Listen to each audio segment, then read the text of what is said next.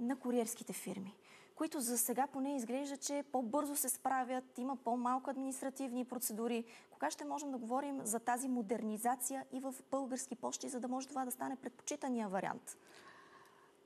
Да. Пазара на куриерски услуги представя голям потенциал за развитие, включително и за Български пощи, особено с развитие на онлайн търговията. Към момента ние вземаме много малък дял, за съжаление, от този пазар,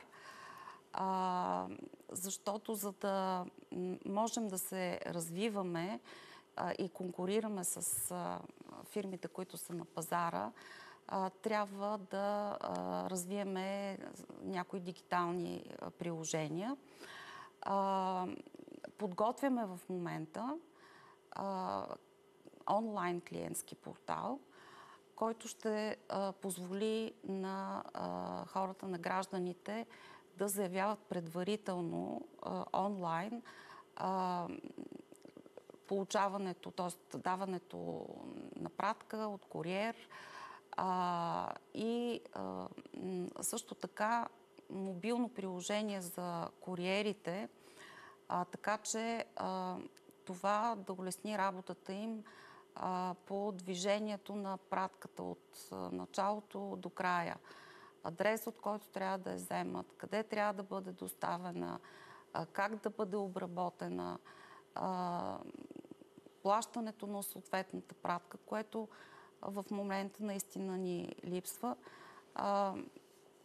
Когато приключим, то ще бъде съвсем скоро с внедряването на тези софтуерни апликации. Разбира се, наред с това ще реорганизираме и начина на работа, който в момента е комбиниран и с пощенската услуга. На комбинирано огнише се получават и предават съответно пратките. И за съжаление нашия бранд Булпост, това е бранда на нашата куриерска услуга, не е достатъчно добре разпознаваем.